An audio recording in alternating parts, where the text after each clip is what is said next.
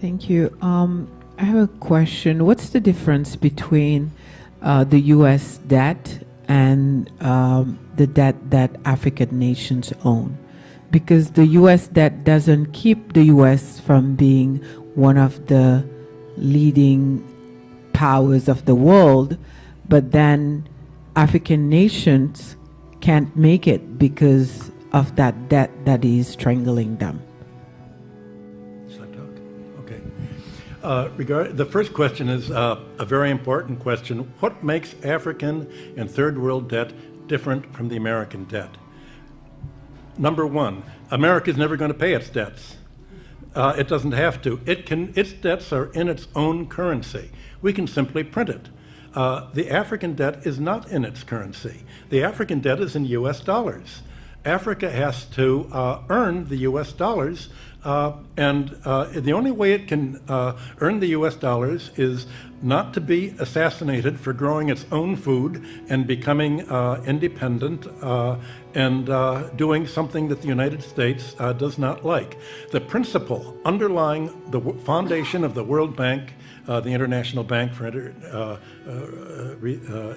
IBRD, research, the World Bank, is that no country should grow its own food. Africa and the third world should only grow export crops.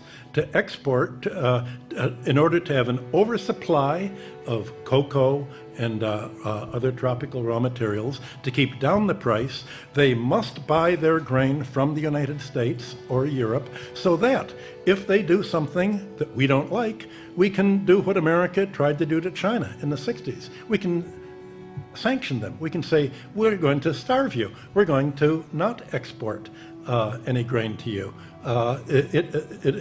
So owing their foreign debt in dollars means that they have to somehow sell something that the United States wants, not what they want. I think the most evil organizations in the world today are the World Bank and the International Monetary Fund. And my book, Super Imperialism, that I wrote in 1972, is all about that.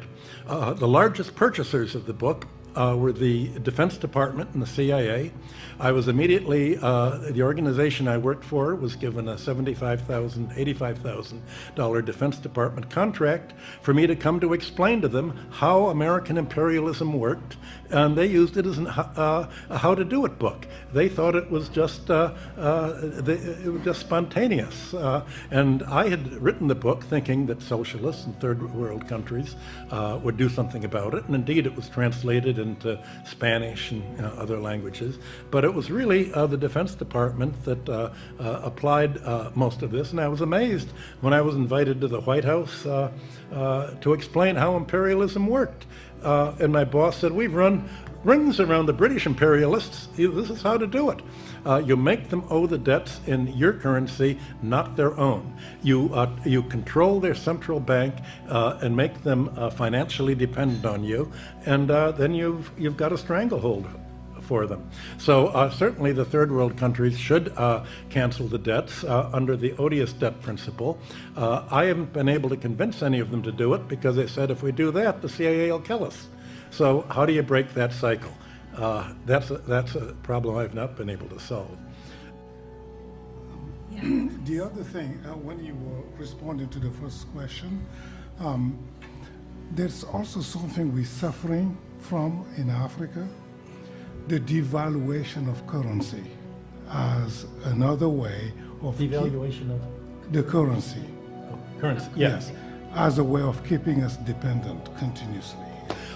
That's a good point. When a country devalues a currency, what are they devaluing?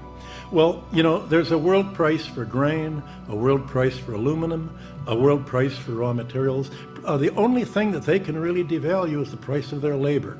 So when Africa or Latin America or Greece is told to, or America is told to devalue the currency, what that means is pay labor less.